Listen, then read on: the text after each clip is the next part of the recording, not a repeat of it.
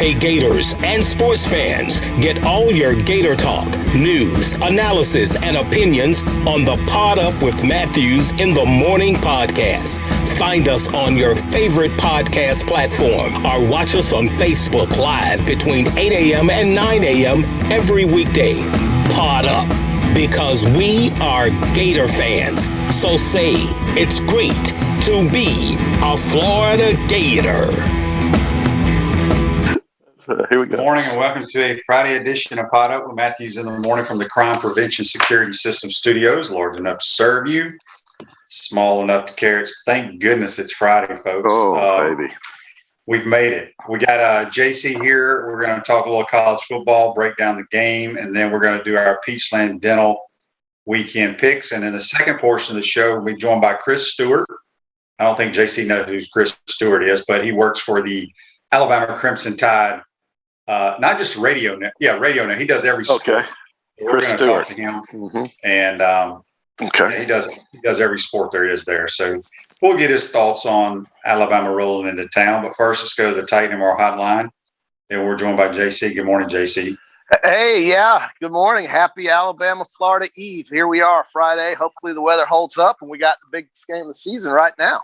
Right here in Gainesville, 90,000 strong. We're going to be outdoors, having a great day tomorrow. And QB, what do you typically like to do on I guess on a Friday you're watching high school football, but do you have big plans for the game? I know you probably have to do some media tomorrow and so forth. What else you got going?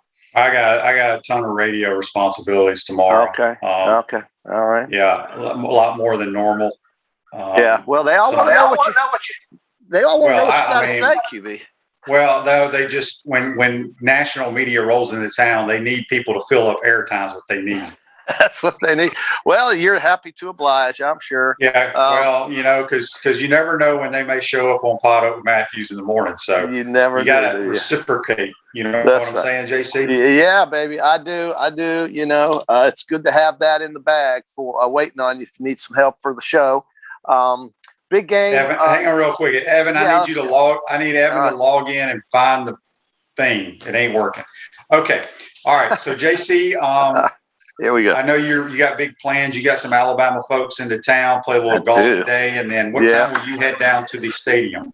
So we're going to take our little show down to the stadium about 10:30, 11 o'clock. Get going, and got lots of folks to visit with, and the O-Dome parking lot, it's going to be so fun to see the O-Dome parking lot bustling and campus bustling because this is a real game now. We're kind of done with the exhibition games, the scrimmages, the payoff games, those kinds of things. This is an SEC game. Florida, Alabama, either team loses this game is still in it for their division. We all know that. If you're going to lose a game, lose one to the across division, the other division's team if you have to lose one. But it would be really big for both these teams to get off to a good start. Obviously, I think Florida is looking to avenge many years of frustration with these guys. Alabama's had the upper hand, but the Gators get the home crowd. They get the excitement of that. And maybe, it's going to be an emotional game for them and for Florida and for Alabama. I just can't wait. This is what we love college football for. And this is part of why we love it here.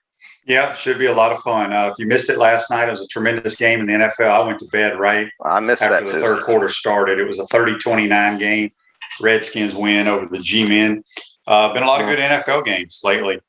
Tonight, UCF, I think, plays Louisville, and there's one other college game. I noticed, and I haven't looked at the Thursday night schedule past today, really, in college football. Right. But I think – they used to have some pretty good games on Thursday nights in college football, but I think now that the NFL is pretty much set on Thursday nights, they're kind of getting away from it, and some of those lower tier type games are being played. Like last night, you saw Ohio, and who's 0-3 now that Frank Solich retired before the season, get clobbered by the Raging Cajuns. So, anyway, it was good to have football. You have football on the night, and obviously tomorrow's a full slate. It's not like I don't really look at this weekend outside of the game here as there is a good game up in Penn State, but the schedule's a little soft this weekend. That's true. But everybody's, there's been some supposedly good games here and there, but there's been a lot of good games that aren't marquee matchups in college football that people don't know about.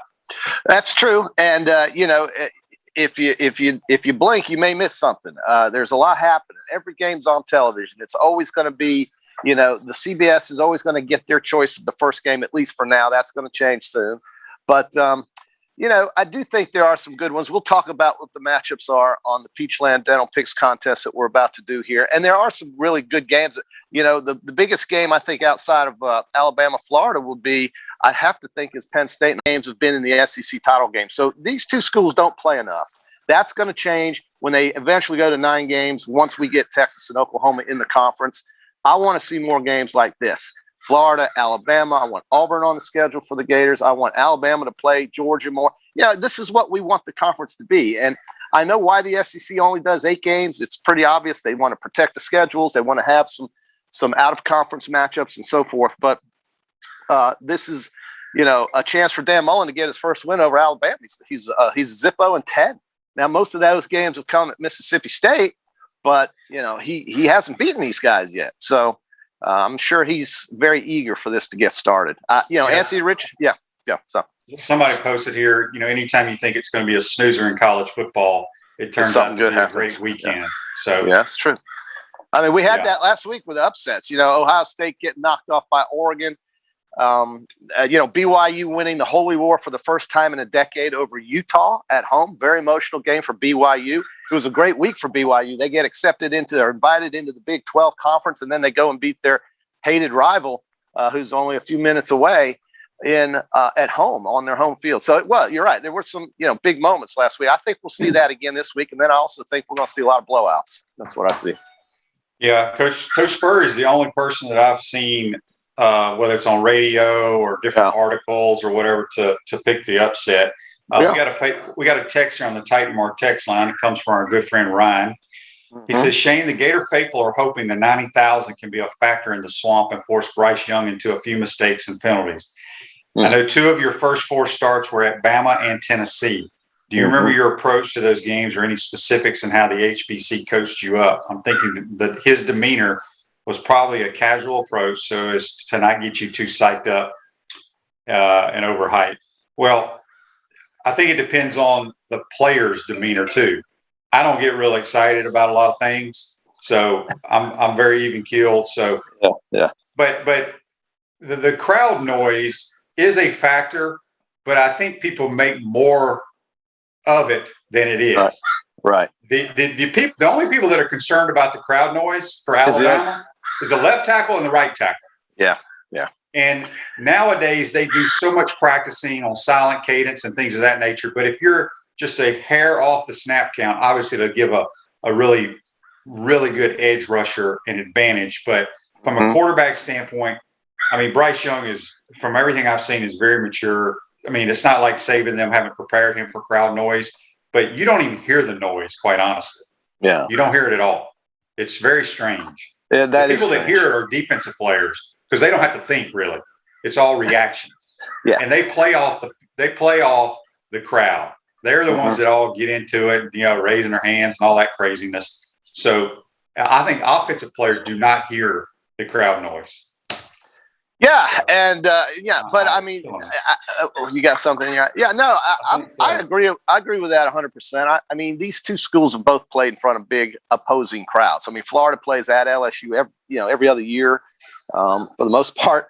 Alabama has played at A&M every other year. Yeah, this is why the SEC is so great. The stadiums are part of it. The atmosphere, obviously, the crowds that show up. I mean, UCLA can barely get 50,000 folks into their Rose Bowl, which is half full. But that's all they got. Okay, that's fine. But you come down here and you get 90,000, 100,000. Maybe it's worth 3 points. I don't know. I don't know what it's worth, QB. I don't know how to put a value on it. But I think it's much better for a team like Florida to be playing this game here in Gainesville than to have to travel to Tuscaloosa tomorrow. Well, yeah. So to answer Ryan's question, we just approached it no matter what. I mean, we didn't really worry about the crowd noise. Sandy says here on Facebook Live, brought to you by Melton Law. Good morning, Gators. We have the Falcons flying into Tampa on Sunday. Sandy, that's great. Nobody gives a damn about that game this week. They just look. Tampa's hot, man. It's a raging place right now. But no, the Atlanta Falcons and the Buccaneers is not the focus right now. Dan, okay, real quick. This is a great question. Dan says, I've seen plenty of QBs ask for quiet from the crowd. Why do they do that then? Well, first of all, your home crowd, if they have any common sense, do not yell when your offense is on the field. And I saw that in a game the other day. I can't remember what game it was. And the announcers were like, what is the home crowd cheering so loud while their offense is on the field? I wish I could remember which game that was. But anyway, yeah, so I understand what you're saying, Dan, but if the home crowd understands football, they don't hoop and holler and, do what JC does at basketball games and football games while your offense is on defense. Well, and another good example is at Mississippi State, the cowbells go nuts, but the big scoreboard in Starkville, when they have the ball, says no bell, just yell. They can't ring the cowbells when they're on offense. Not when they're on offense, and not. No, I'm talking about when the opposing team is on offense. They can't After ring the ball is snapped. They can ring. Then they can ring the bell, but the big scoreboard says basically no bell, just yell, and then off it goes. I think what we got tomorrow is hopefully some big plays that we're going to see, and we're going to see maybe Anthony Richardson stay in that game, not be hampered by this hamstring. Have you gotten any other word during the week about him, or is it just all quiet and everybody's just kind of hanging out? He's going to play. It's just I think you're going to see both quarterbacks. I think you're going to see the same rotation you've been seeing. Yeah. It depends on, he could get in there the first play and try to elude a rusher, and bam, there it goes. So yeah, there it goes. You don't really know, but he's going to play. How big of a factor is Miller not playing going to be for Florida? He's out for the year. So yeah. So I think terrible. It's a big loss. I'm still concerned about a lot about our defense. We'll find out Saturday if my thoughts are right or wrong, and I hope I'm wrong. Daryl says here on the Titanmore text line, good morning, guys. Why do you think ESPN chose Penn State over Florida for College Game Day? Because that game is played on the ESPN family of networks, and CBS is here. CBS has first choice of the SEC game. So That's they not choose. What he asked. That's not what he asked. But he asked why ESPN chose. They didn't have the choice. CBS had the choice. No, CBS picked Alabama. ESPN Game Day has a choice of where they want to go. Oh, he's talking about Game Day. I beg your pardon. Okay. But ESPN/ABC is carrying Penn State Auburn Saturday night. So that's why Game Day is there. Yeah. Yeah. No, if that game wasn't being played, they would be here. But they will have SEC Nation here. So you'll see Feinbaum, Laura Rutledge, Tebow. Yeah, so those guys will have their set out there, and they'll have a pregame show. It's just as good, if any other that you watch on Saturday morning. And Clay Travis, big writer who works on Fox, he's also got his party bus down here tomorrow. I mean, it's going to be probably the most exciting that the University Avenue area has been in over 2 or 3 years. Frankly, I mean, this is it. I mean, this is the biggest game Florida's had in years here. Yeah. Well, yeah. I mean, you got number one rolling in. I found this stat out. I'm going to see if you know the answer to this.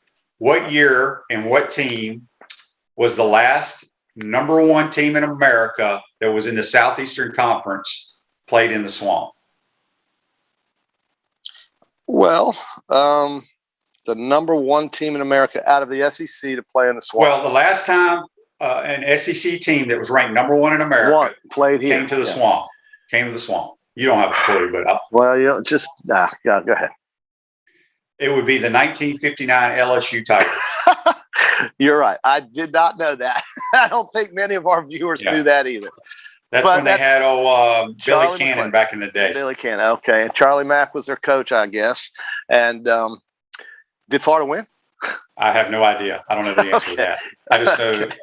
I just heard that the other day, or it was probably on my not. show or something. Probably not. Yeah. Yeah. Well, listen, 31 straight for Alabama against the SEC East. South Carolina was the last team to beat Alabama. It was in 2010. But then, of course, South Carolina got paid back not very long ago. First true road game for Bryce Young. 2011, last time they'd been here, and it was 38-10. So I think I've seen Alabama play Florida 4 times in this building. Florida won 35-0 in that would be in 1991. 1991, 35-0. I saw Alabama beat Kerwin down here in the 80s. I saw Andrew Yao. Somehow the Gators missed an extra point in overtime with Doug Johnson playing, and Alabama stole that game. And then, of course, I saw the one in 2011 here with Trent Richardson running all over the place. Yeah. So, yeah. John says on Facebook Live, Shane, you forgot to say SEC team. Maybe I did. If I apologize. FSU's had some number 1 teams come in. Yeah, FSU. I want to say FSU in 97 or 98, whatever year that was. That was the last number 1 team to come in here and lose. But the last number 1 ranked SEC team was 1959 LSU. 59 LSU Tigers. Okay. Yeah. All right. JC, before we get to our picks, how many games are we picking this week? So You're clobbering me, by the way. Well, it's still early in the year, but you're 11-17. I'm 16-12. We have 1, 2, 3, 4, 5, 6, 7, 8, 9, 10.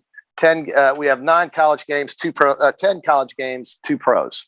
So, all right, turn your car, chuck into a rolling billboard for your business or brand with an eye-catching vehicle wrap. For how to get it on there. This September, mention promo code Shane and receive 13% off your vehicle wrap. I know our good friend Dan Bond out from Texas. He just said it was good meeting Evan last night, our producer. Dan was obviously at Visor's last night. It was the grand opening. With Coach so you got to Mullen's meet show. Dan Bond. Wow. Okay. Not James Bond, but Dan Bond. Big Dan from Texas, Dallas. Very loyal watcher, listener, and follower of the program. Yes, indeed. So we have great crack research fans here. Jeff let me know that the LSU Tigers in 1959 beat us 9-0. That was a barn burner. Yeah, and very exciting, I'm sure. I maybe 2 passes were thrown that whole night. Maybe. I mean, you just never know. Florida's had some doozies with these offenses, but listen, it all changed in the 90s. So, all right, JC, let's get started. Beachland Dentistry. All right. Gator Nation's number 1 choice for dentistry in Port Charlotte and surrounding areas. Visit them at PeachlandDental.com. It's time for JC and the QB weekend picks. All right, what we got?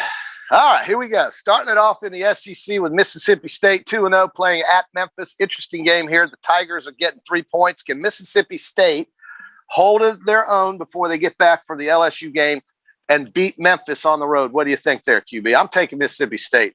I like Mississippi State. They've been playing tremendous defense. They are. Memphis scored 55 points last week, had about 800 yards of offense. They can run the ball, Mississippi too. State. Real quick, John says over here on Facebook Live, brought to you by Mellon Law, if we hold Alabama to 9 points, I feel great about our chances. Yeah. I do too. I mean, that would be the story of the weekend. Let's go to Georgia, where the Dogs are really the schedule maker really loves Georgia right about now. They have some very easy games coming up, including this one, I think, which used to be a pretty good rivalry, but South Carolina's in a rebuilding mode, and Georgia's laying 31.5. So the only question here is, QB, do you lay those 31 or not? It's interesting because, if I'm not mistaken, Georgia played at home last week to UAB. They were only favored by like 21 points. And killed them. Now you got an SEC team coming in here. They're up by 31.5. You know Will Muschamp. Will Muschamp. Well, now here's what I'm going to do. I'm going with Gamecocks. I think they stink, but that's a lot of points. It's a lot of points. I don't know who's playing quarterback. Stetson Bennett, if he plays, he's not going to go 9 for 9 for 285 and 5 touchdowns against Carolina. Right. Probably not. Georgia's won 5 of the last 6 in this game. Home team, though, is only 1-4 straight up and 0-5 against the spread. The home team is 0-5 against the spread here. Georgia's won 6 straight SEC openers. Give me South Carolina with the points as well. I could see this game being 35-0 too, though. Easily, yeah. But it could also be 35-6, and we're in there. We got a Facebook Live here brought to you by Mellon Law from Todd. He says he's watching from Cat Country at Western Carolina up in North Carolina in the mountains. Go Gators beat Bama. Go Cats beat Sanford. I guess Western Carolina, they need a win. That Kerwin number 0-2. They got a good paycheck though last week. Hopefully they got $1,000 for every point they gave up, or more than that. I'm thinking they got more than 76. Yeah, they did. Maybe they probably got $500,000 or something like that. Auburn and Penn State. This was one of my sombrero special picks. I just think Penn State is not ready for that athletic type of team yet. Penn State is good, but I think Auburn's going to cover the spread, maybe win the game outright. It's 5 points. I'm taking Auburn. Well, I like Auburn too. I don't know a whole lot about Auburn. We're going to find out. I mean, Penn State has been tested a little bit with Wisconsin. Auburn's played a bunch of really bad football teams. But so they haven't. But they've. I'm going to go with the Southeastern Conference on the road. Yeah. All right. Here's another good game, kind of off the radar screen, but I thought it would be interesting. A lot of points could be scored in this one with Tulane at Mississippi, and Mississippi is laying 2 touchdowns, 14 points. Many folks probably think that's not enough, but this little Tulane team is no pushover. They're no slouch, and I like the points, so I'm taking the green wave. I'm going to go with the Rebs, just to be different. I don't know if people realize this, but Tulane is going to wear a decal on their helmet. 2 decals. They're going to wear old school meanie greenie, whatever the little guy's name was. But they got their, I don't think people realize this. Tulane has 3 Southeastern Conference championships. They sure do, from the 30s. And they're going to wear a decal this week. That's right, SEC with the years that they won that. That's right. God bless them. I just think, that school, they just compete. They just don't have as many players as most of the teams they play, but they are scrappy. Now, Mississippi is, Matt Corral is probably the best quarterback in the conference and maybe one of the best in the country. Certainly is a Heisman Trophy candidate, I believe, to be the case. Okay. So definitely a tough draw for Tulane, but I don't know. For some reason, I think I see a backdoor cover here. 14 points is a lot. Michigan State at Miami. The next 2 games we're going to talk about, very possible the road teams win outright, but for some reason, the odds makers are making Miami a 6-point favorite against Michigan State. That's fishy. I think Mel Tucker's doing a good job at Michigan State with the limited amount of players that he's been able to get up there, and they've looked good. So heck, I'll just take the 6 points and go with Michigan State. Well, I agree with you. Something's strange about that. I don't. That makes no sense. I don't think Miami's very good. No, I'll take Michigan State as well. Big talk about Miami is how long will Manny Diaz last? If they lose this game, start listening for Mario Cristobal's name to be called out down there in Miami. Virginia Tech at West Virginia. I don't understand this line either. West Virginia's the favorite, but I think Virginia Tech's the real deal in the ACC. Good defensive team. I'm taking the 2.5. I'll take the Mountaineers at home. Cincinnati at Indiana. Indiana's getting 3.5. They kind of righted the ship last week against a very poor team. But Cincinnati is a top 10 ranked team on the road, laying 3.5. I'm going to take the home team, though. I'm going to take Indiana. You're taking Indiana? I am. All right, I'll take the Bearcats. Indiana, I know they've been a good story the last 2 years. I try to compare. Well, I don't try to. Indiana and Ohio State are kind of the same team to me. Yeah. Everybody wants to give them all this love, and then as soon as you start giving them some love, they just stink. Well, they can't stop. Yeah, they don't. I'm going to go with the Bearcats because I like their quarterback. Okay, Bearcats it is, and I don't blame you for that pick. I don't know why I took Indiana. I guess because they're at home. Florida State at Wake Forest. Another line I don't understand why this line's not bigger than 5. I think Wake Forest doesn't get the street cred that they should get. They're a much better team than people give them credit for, in my opinion. They're laying 5, and I think they'll win by 20. Give me Wake. Yeah, I like the Demon Deacs. I think they do a tremendous job up there. Dave Clawson does. Dave Clawson, great coach. I'm just not sure. I haven't looked at Florida State's schedule. Didn't you say at the beginning of the year you were looking at all these wins they had? I know. And then they lose to Jack State, and I'm thinking 1-11. Actually, I said 0-12, but I did notice they play UMass.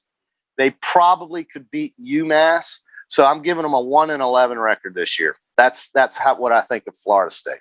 I was just very disappointed, and I just don't know where the effort is there. I don't think they know what they're doing, A, and B, I think their players just don't give effort.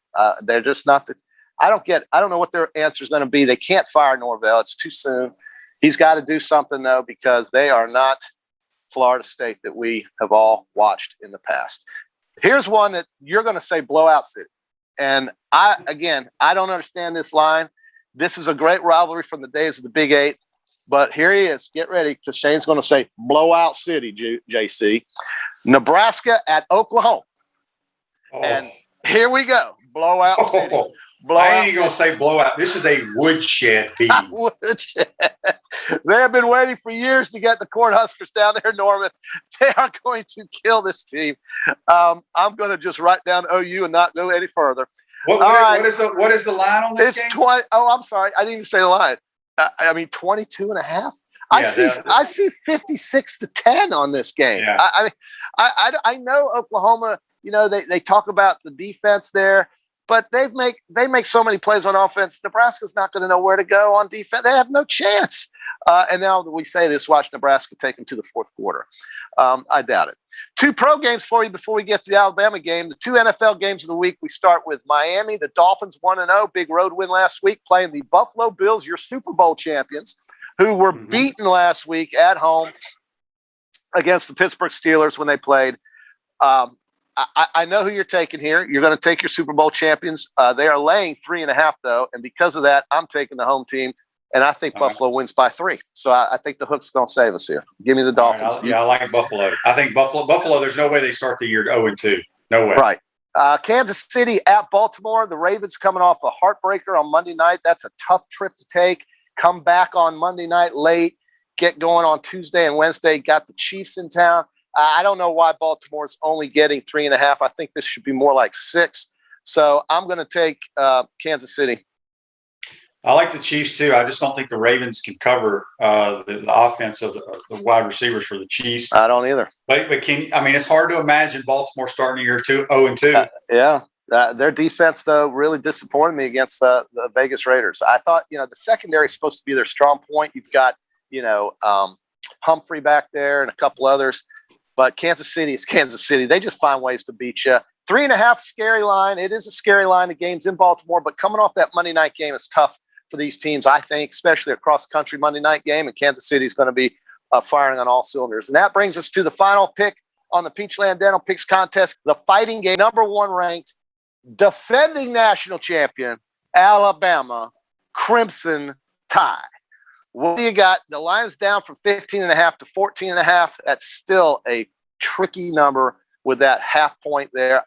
We thought before this game, months ago, we were looking at a single-digit line, but the odds makers are not giving Florida much credit on defense. And so with that, I'm prohibited from betting against Alabama because I told you last year when I lost picking against them, I would never do that until they busted me again. So I'm going to lay the 14.5, and you're going to take the Gators. I don't know, JC. I'm not going to take this pick with my heart. This game can be somewhat close if we can be close in the second quarter. We got to get off to a good start. You get off to a bad start, it could snowball effect. I'm still concerned. They have so many weapons on offense, and I think people don't realize that. They may not have watched them. They watched a little bit of Miami. Probably didn't watch them against Mercer, but they got really good skill guys still, even though they lost all those guys in the first round. I don't know how we can slow them down. And Alabama, we're going to have a ton of turnovers, like I said, but I think we're going to lose. I'm like I said, I'm pulling for us for the upset, but I don't know how we can beat them. I really don't, unless Alabama makes a bunch of mistakes. Alabama can turn the ball over just like anybody. They don't usually, but they certainly can. And, after the first half of the Miami game, they've kind of looked kind of pedestrian going through the motions. But that happens a lot of times when you're so far ahead of the other team. Florida's getting 14.5 QB. You're not going to take the points? Well, I just, I'm not sure we can throw the ball well enough on them. That's my biggest concern. Okay. Well, they're going to try to run it. You know that, right? That's Florida's going to try to run football. You know that. I know that. I'm pretty sure Nick Saban and their defense knows that. Okay. Okay. So, we're not solving world matters here. We know we're a pretty good running football team, but Alabama does as well. Yeah. Okay. So we'll go with that then. Picks are down. You can make a little bit of a run here. We've got some different picks. So a pretty good weekend of sport. It's going to be a memorable day. I can't wait to talk about it on Monday. And Look, the Gators. Here's the thing about it. Hopefully it doesn't rain, But True. as you said, this is what college football is all about. That's having right. the defending national champs, the number one team in America, coming to your ballpark. Mm-hmm. It's going to be a packed state. This would really have sucked if this was last year. Oh, yeah. Yeah. You know what I mean? I So agree it's with a that. packed house. People are going to get to tailgate.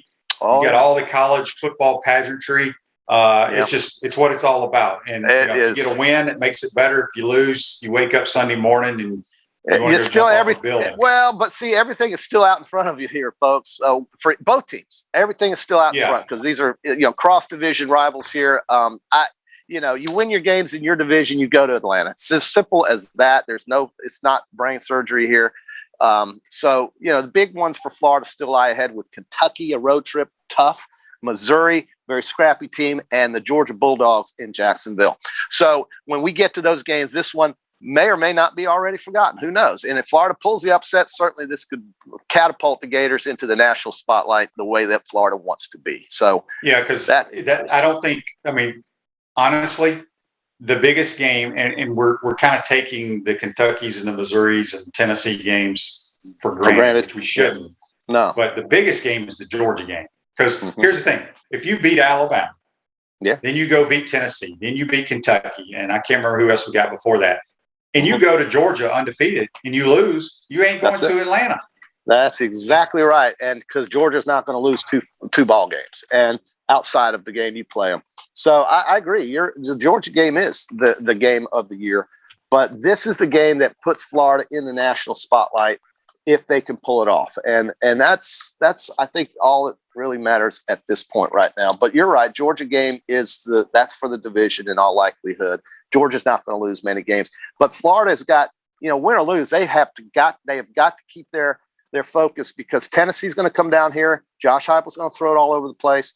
Kentucky on the road is no joke. And then you got to go to LSU. So, and then at the end of the year, Missouri on the road. Who knows? In November, it could be snowing in Missouri. I don't know. So, I mean, a lot's ahead of Florida. This is early season stuff right here. Cliff says here on Facebook Live, brought to you by Metal Law. I love my Gators, but Bama by 20. I think they stack the line, play QB contain, and force the QBs to throw from the pocket. Yeah, that's pretty good plan right there. Yeah, I think that's pretty obvious. That's what's going to happen. And that doesn't mean that Florida can't. They just haven't shown it yet, right? So, yeah. All right, we're going to take a first time out. We're trying to get a hold of our man, Chris Stewart, and we're going to take our first time out of the program. We come back. Hopefully, we'll be joined by Chris Stewart. JC, okay. Hit them straight today, my man. All right. Maybe we'll see you out here and, have a safe weekend, everybody. It's going to be a good one. Yep. That's JC. Join us on the Titan MR hotline. We come back. We're hoping to be joined by Chris Stewart, part of the Alabama Crimson Tide Radio Network. Get his thoughts on the game. Also want to talk to him a little bit about Nick Saban. You're watching and listening to Pod Up with Matthews in the Morning from the Crime Prevention Security System Studios. We want to take this moment to thank all our sponsors who keep the show going and pay the bills. Crime Prevention Security Systems, large enough to serve you, small enough to care. Titan MRI, Gainesville's only locally owned and operated MRI facility. Meldon Law, won't back down. Peachland Dental, Gator Nation's first choice for dentistry in Port Charlotte. Comfort Temp, comfort is our business, peace of mind is our promise. QC Kinetics, live pain-free with QC Kinetics. Great Clips, it's gonna be great. Our Gridiron sponsors are Auto ER, UF Bookstores, Celebration Point Town Center, South State Bank, Chris Doring Mortgage, Silverback Concrete Co. Some of our touchdown sponsors are MB Listing, Cornerstone Financial, McDonald's of Gainesville, My IT Masters, Gainesville Neon and Signs, 84 Lumber, Tropical Smoothie Cafe, Ava and Smith, Dowling Signs, Baker's Sporting Goods, Ruse Ogra Agent, State Farm Insurance, Silver Cube Billiards and Sports Bar. If you are interested in promoting your business on the show, visit potupwithshane.com and click the advertise button. Again, thank you to all the great businesses that support the show. If you like what we are doing here, make sure you follow us and support the businesses that support us. Visor's Tailgate and Rooftop Bar, located on top of Spurrier's Gridiron Grill in Celebration Point, is now open Thursday through Saturday. Visor's covered open-air bar is the perfect place to gather after work or meet up with friends. You'll love the handcrafted cocktails and elevated shareables available every Thursday through Saturday. Visor's Tailgate and Rooftop Bar is perfect for fans of great food, great drinks, and great weather. Visor's not required. High spirits are highly encouraged. Visit spurriers.com/visors. Welcome back to the Crime Prevention Security System Studios. Celebration Points, where the Gators go to celebrate, with premium brands like Nike, Bass Pro Shops, Regal Cinemas, Le Macaron French Pastries, Dave & Buster's, Palmetto Moon, and the HBC's new restaurant, Spurrier's Gridiron Grill. Make your reservations today at spurriers.com. And the Visors, the Rooftop Bar, is now open Thursday through Saturday. So make sure you go check it out. It was a big, big night there last night. Now we're going to go to the Titan MR Hotline. We're going to be joined by Chris Stewart, part of the Alabama Crimson Tide Radio Network. He pretty much does, it seems like, every sport over there. Good morning, Chris. How are you? Shane, I'm great, man. It's good to talk to you again. Absolutely. Chris, okay. First of all, before we get into what you think is going to happen in the swamp, I want to, I mean, you do, I believe you do Coach Saban's radio show with him, right? I do the TV. Eli the TV does show. The radio. Yeah, but I do his TV show. Yeah, the TV show. That's what I meant. So just let everybody know what kind of guy he is. I think, you know, if you're not an Alabama fan, you kind of see what you see in his press conferences. But, you know, I played for him my last year in the league when he was down at Miami. Little did we know he would become what he is as a college football coach. But just talk about him with his Little Debbie oatmeal cream pies. He's kind of a normal kind of guy, though, right? That's at home.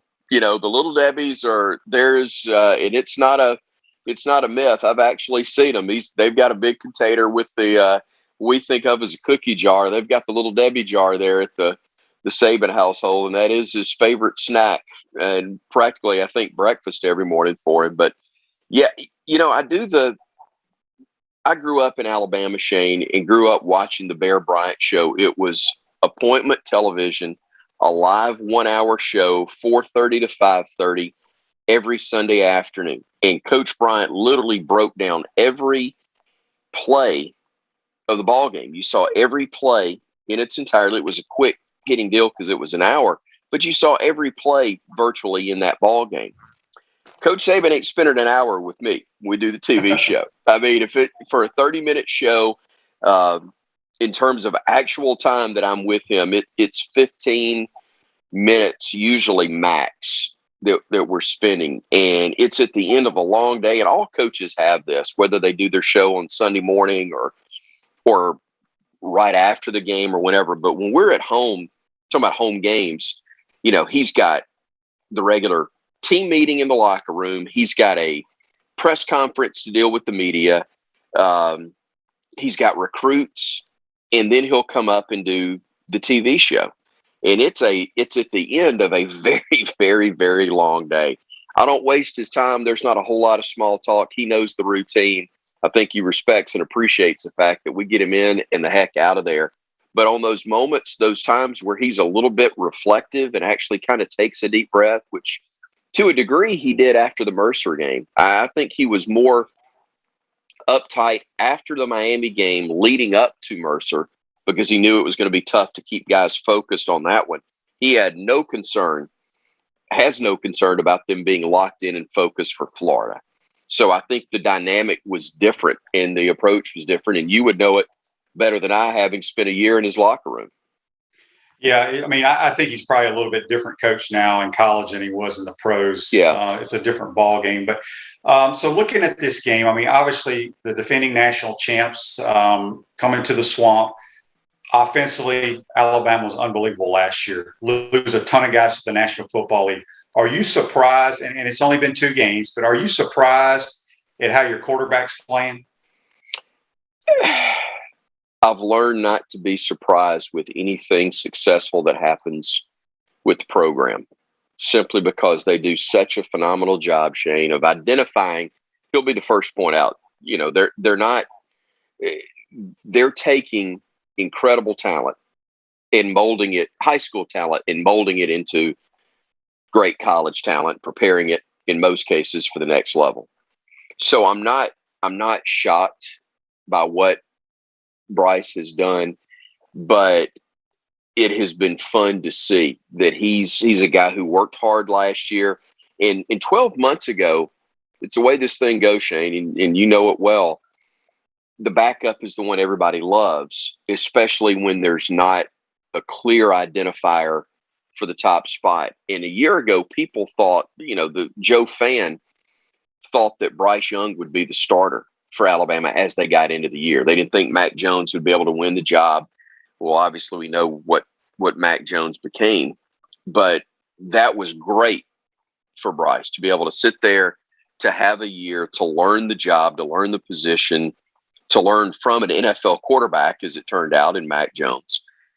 And now he's ready. There's never been a question of his talent, his athleticism, his arm, his brain. Can he do it at the speed the game requires? We saw that he could against Miami. He weathered the storm of a potential down week mentally against Mercer. Now, how does he handle going on the road in an environment that'll be as tough as any when they head into the Swamp on Saturday? Yeah, at Chris Doring Mortgage, they do mortgage lending right, helping home buyers throughout Gainesville and North Central Florida. Call Chris Doring Mortgage today at 352-244-0840. Speaking with Chris Stewart here, sportscaster for the Crimson Tide Sports Network. You can follow Chris on Twitter at @CStewartSports. Okay, so you mentioned the hostile environment.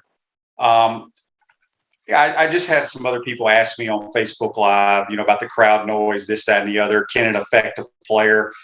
I don't think it does. I think it affects offensive linemen more than anybody from the snap count.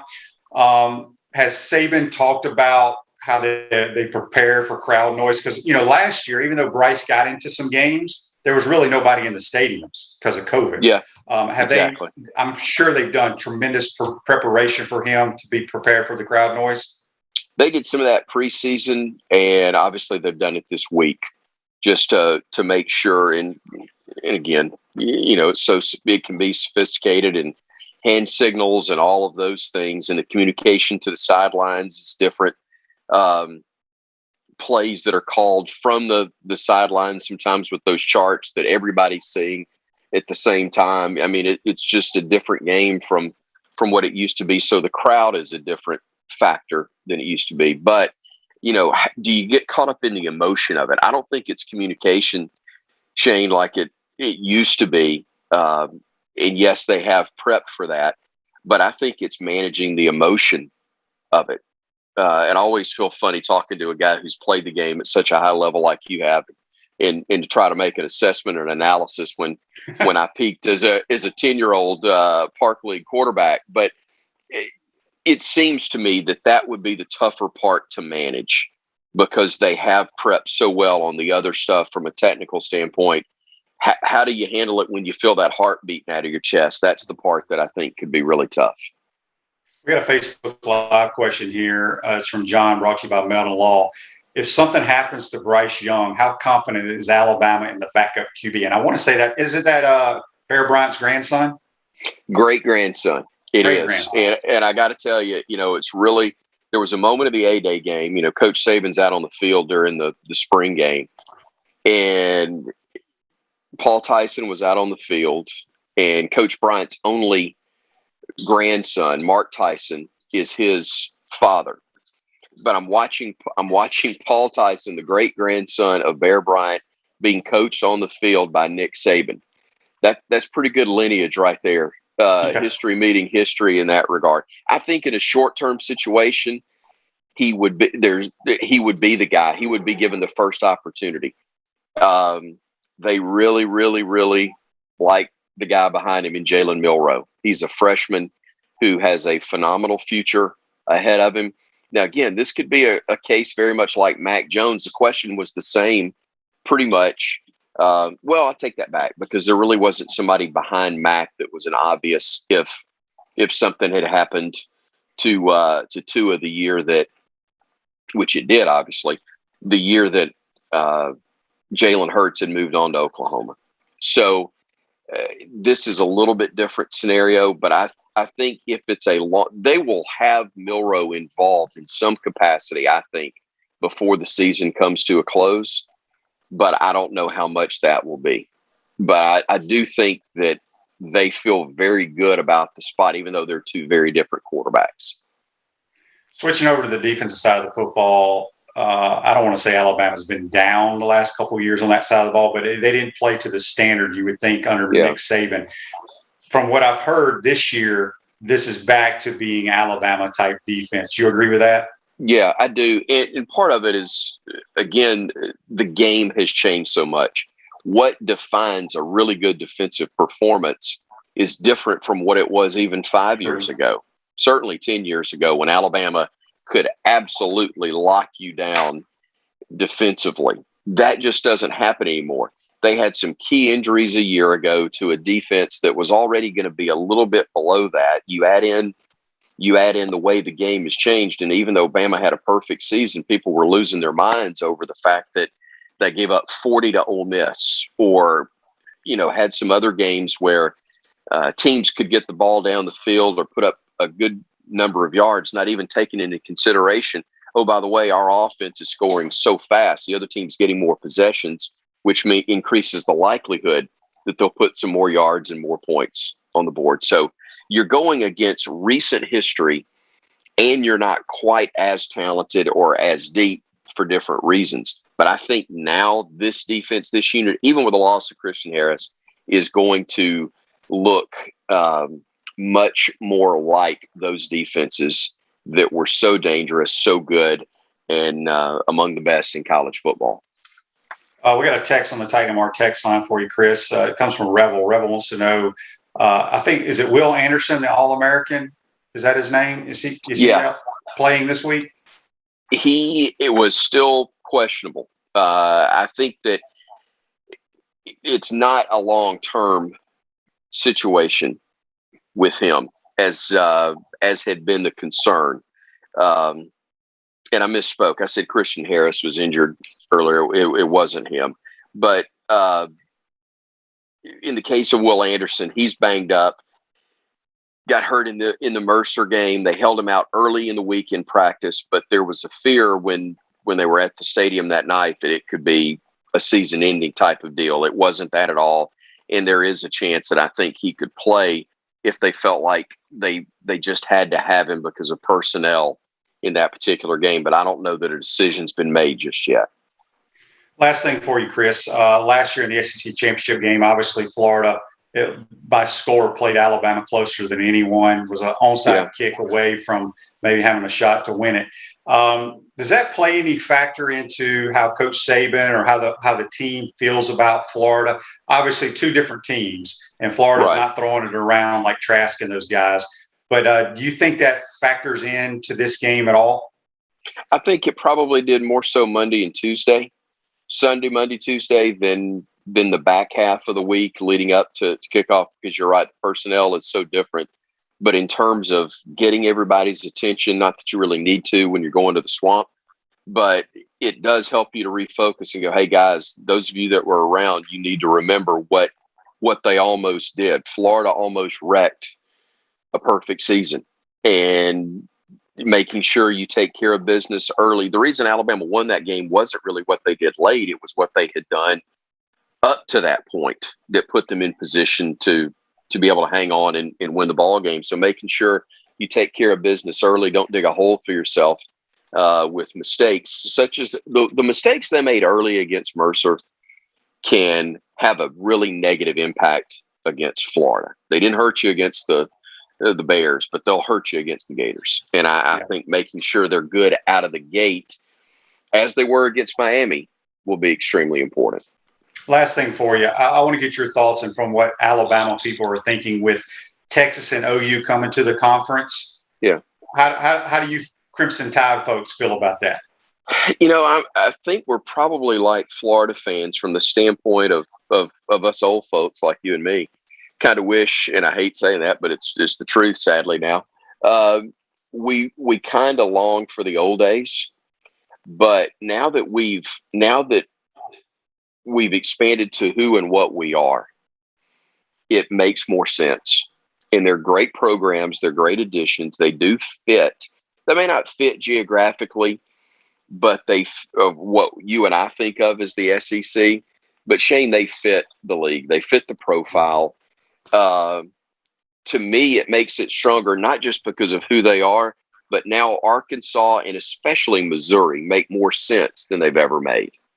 Arkansas was a great place, especially from a basketball standpoint. Always enjoyed going there.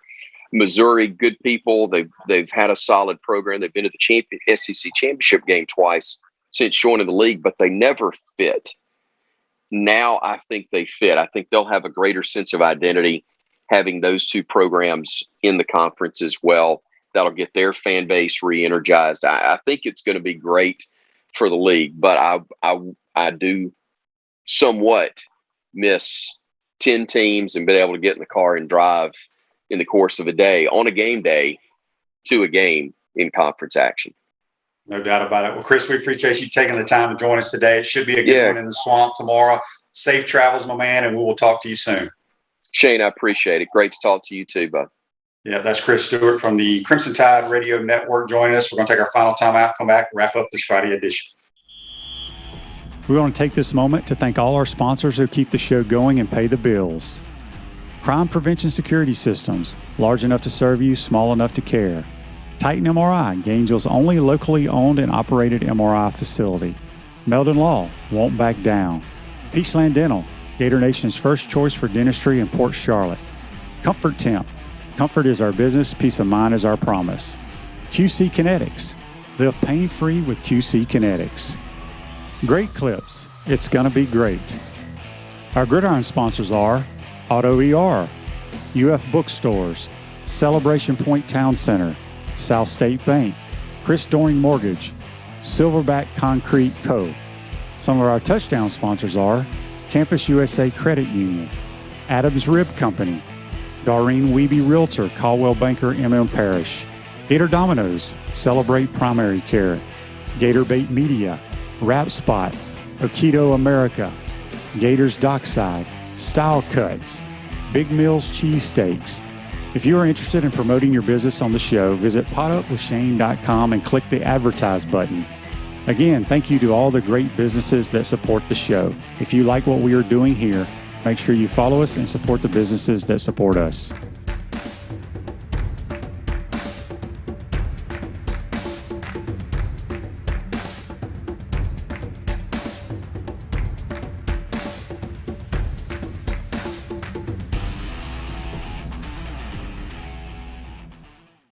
Welcome back to the Crime Prevention Security System Studios. Center State Bank is now South State Bank, but they still put business first. They understand that small businesses need a community business partner that they can rely on. South State still has 4 convenient Alachua County locations. South State Bank, banking for member FDIC. I want to thank JC and Chris Stewart from the Crimson Tide Radio Network for joining us on the Titan MR Hotline. This Day in Sports brought to you by our good friends at Comfort Temp. Comfort is our business, peace of mind's our promise. They're now hiring with a $1,000 signing bonus. Give them a call, 352-376-2366. This Day in Sports in 1953, Ernie Banks, who's Mr. Cub now, becomes the Cubs' first black player. That happened in 1953. That's brought to you by our good friends at Comfort Temp. Today's show, hope you enjoyed it. We'll come back on Monday. We'll recap the big weekend. It should be a lot of fun in the swamp, regardless of the outcome. This is what college football is all about. Keeping our fingers crossed that our Gators can pull it out somehow. I hope I'm wrong. I love being wrong, and this will be a good time to be wrong. So anyway, hope you enjoyed the game, folks. Have a great weekend. Today's show's a wrap, brought to you by Wrap Spot. Take care.